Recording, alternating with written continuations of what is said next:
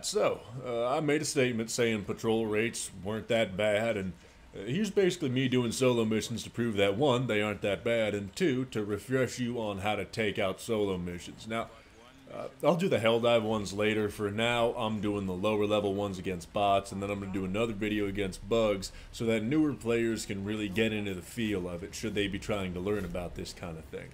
Now, as far as landing goes as a solo, always pick extraction because it's just a mess if you go anywhere else. You're going to get surrounded, you're going to get mobbed, you're not going to get your stuff down in time. It's just not worth your troubles. So, pick extraction when you first drop, and now I'm also picking weapons that you can get pretty much off jump. Just an airstrike, AMR, supply pack, and then a defender SMG, which, you know, I think that's a pretty fair setup to walk into it with.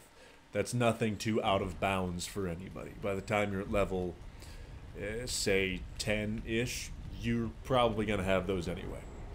Also, I ended up picking level 6 simply on account of if it works in level 6, it'll work all the way down to level 1. So, anywhere within that range, you're perfectly fine, especially if you're new.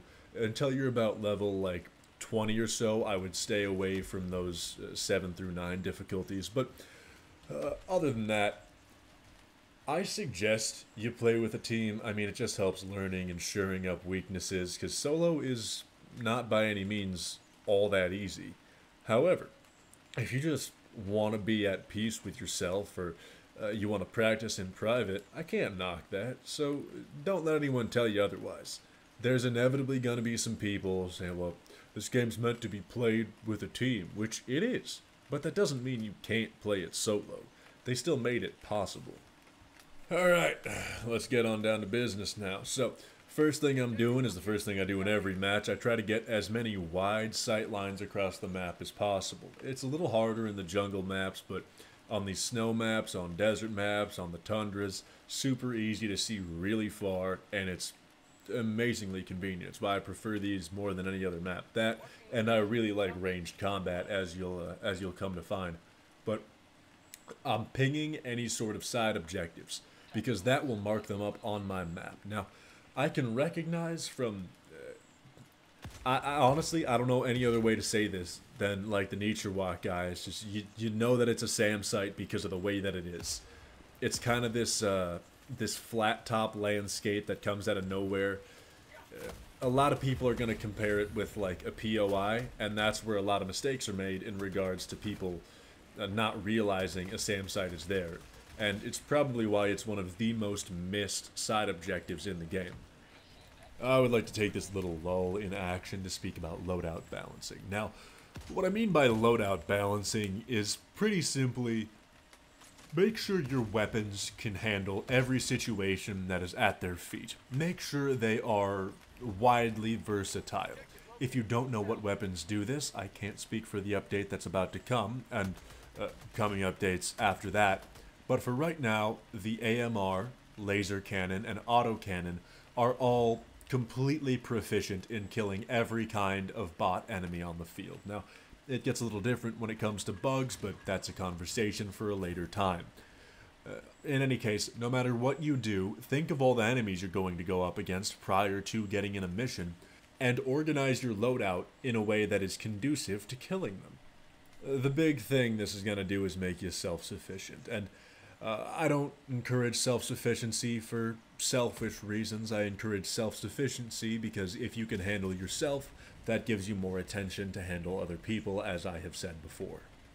Now, I'm not saying I should be your role model or anything, but if you ever want to get a very good breakdown on how I play, what we're about to see is a very good example. I play very aggressively. I only use cover to the point where it helps me progress into my next fight. If you can see, I kill him, I move forwards.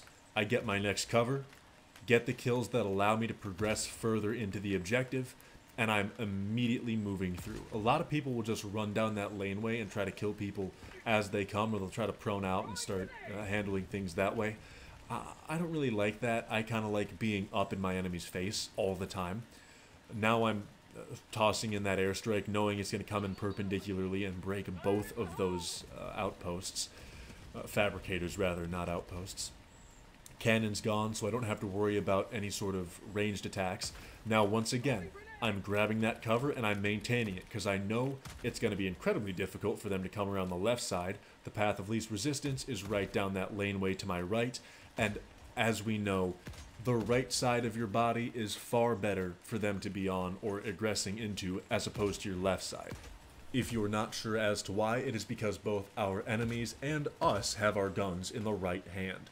See, our guns being in our right hand means that when we hug cover towards our left shoulder, it's a lot more visually occluding. We can hang behind it a lot better. If you can see right there, they can't actually hit me because they're aiming for my center, that is behind something, with a gun on their right hand.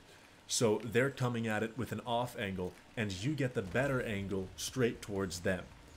So once again, we angle ourselves around cover to the right side. That's all. Allowing ourselves to fast forward a little bit, the wheels start coming off right about here, and they do come off eventually, but I've got the objective completed. I just threw a couple airstrikes at a couple things and called it a day. Now, I'm next to dead, as you can see. I'm mostly fine. I've got those bushes behind, so they're at least getting slowed as they come around the corner. I don't have to worry about the Devastators too much as I'm out of their range. I do see a minigun Devastator off to my right. I notice he's absolutely going to be a problem soon, so I need to get rid of him right now. Now, although there's a bunch of stuff over there, and I could start on that, I know there's minigun Devastators still working their way up behind me. There happens to be a Hulk there as well, so get rid of both of them. There's still one minigun Devastator back there. I recognize there were two earlier, but he seems to have occluded vision with that Hulk in the way, so for the most part, I feel safe enough to just start clearing out the rest of these guys. And then, once they're dead, I have the opportunity to turn around, take care of that minigun, and then move up to the side objective, because realistically, minor outposts and whatnot, actually outposts in general, are not worth foregoing a side objective for. Reason being, at the end of the day, one gives you 50 XP, and the best a heavy base can give you is 20. Right here, we'll fast forward to a great example of sometimes laying down your life is the right move. See, I have both my backpack and my sniper off of cooldown. There's 3 minutes left in the match, and I haven't died a single time. I know that extracting will not give me as much experience as getting this side objective done. Better yet if I can get 2 done. So, knowing that I have all of my supplies being renewable, I'm nearing the bottom on what I have currently, I might as well just lay it down on the line and protect this hell bomb with my life. Because if they break this hell bomb, that's unacceptable. But me getting snuffed out in this exchange, completely acceptable. Not worried about it at all. Entirely understandable circumstance. So just protecting the hell bomb until I get blown up, and then it's gonna drop me back in conveniently in a form that I can just jank myself over to the other objective. Now, that whole patrol that was on that other detector tower is still held up on that detector tower. So there's no way they're going to be able to get around there in time to catch up to me. So I can just pretty much home free run straight towards this detector tower, taking out everything in the way because I've got plenty of grenades, I've got plenty of stims. Well, I've got one stim because I didn't have the increased whatevers, but I'm pretty much completely confident in being able to run down this place on my own. Worst case scenario, I have 4 impact grenades. Nothing that's shacked up here is going to be able to withstand that. Once again, risk my life defending the hell bomb, so that's 100 XP as opposed to like the 30 or so I would get from extracting. So I've already made massive gains. Just skipping ahead here because I told you I died in a completely ridiculous and pretty much unavoidable matter. Extraction right now would be a treat, but it's not a necessary one. I'm already getting credit for the mission. Prone out, take some shots at a Hulk, which, you know, we have new reticle changes would actually make things accurate, but I get shot a singular time by a Hulk and instantly die. So there's pretty much nothing I could have done to have avoided that apart from becoming a ghost. But anyway, that's the end of the first mission. The next one goes greatly better until a very specific point that I'm actually quite annoyed at. but you'll see that when we get there. Okay, this one's going to be a two-part lesson. One, if you have some fashion of long-ranged weapon, just sit on high ground and fire down. It's a fortified position, you can guard it well. Everything has to come directly up to the hill because things in this game like to walk in straight lines. So you can pretty much turn everything into your shooting gallery. And secondly, bot drops aren't scary.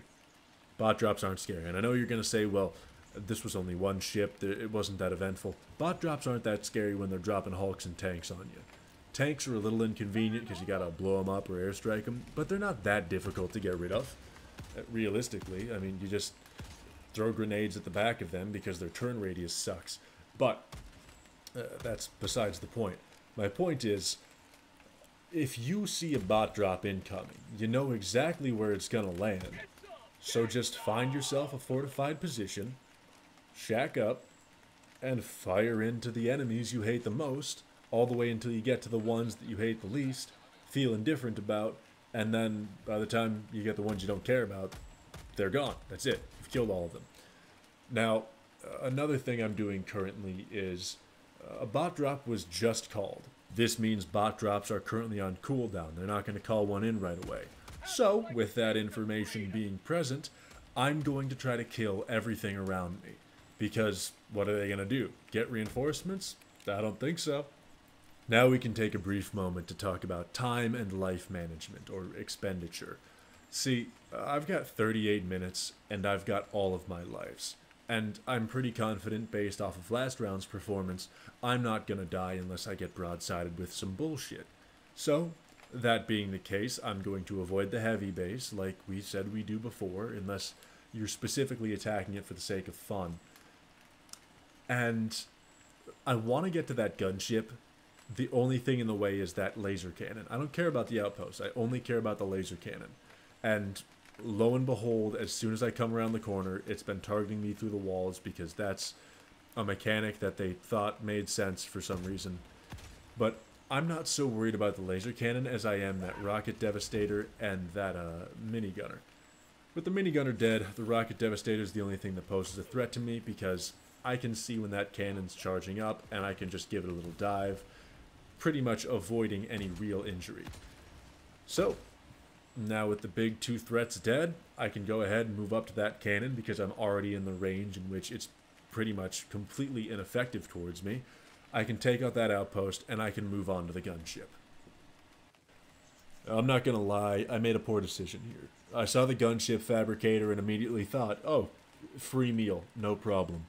But my indecision led me to look at that patrol and be like, well, no, maybe I don't want to totally deal with them, and maybe I should walk all the way around the back, but I realized how stupid that was once I actually finally looked, when I should have been looking at my map. I would have to go around this giant cliff face and through an outpost, as opposed to just dealing with one patrol. Really, the easy answer was just run straight at the gunship fabricator and none of these problems would have arisen, but, you know, here we are. And I'm including this clip not just to show that, once again, patrols aren't that big of a deal, but also, at the end of the day, we're all gonna make mistakes. I'm level 133, and I'm still making these mistakes. Okay? So, don't beat yourself up over making a dumb decision. It's gonna happen. It's inevitable. Just learn from it, get over it, move on. That's the best thing you can do with stupid things. Just figure out what happened, why it went wrong, and then get over it. I know we just cut to a different mission. It's because it's Tuesday and Steam decided that means it's time to shit its pants and fucking die, and completely disconnected me from their servers. But, you know, we got back after a brief period of expletive-filled ranting, and yeah, now I guess I'm here to show you that killing fabs ain't that hard. Because once they're this close to you, that cannon's doing nothing. And it's the same principle as earlier, just maintain that same sort of hugging to the left side of whatever cover you're on, and you're going to be completely fine with anything trying to fire at you. Oh, and consider the following. if you do get on a team with other people, solo stuff in regards to just picking the fight and running away doesn't work. Somebody else will have to come by and clean up your mess. Speaking as the person who usually does, we don't like to do that. We like to start our fight and finish our fight, and so should you. So when you commit to killing something, commit to killing something. Make sure everything over there is dead. Also,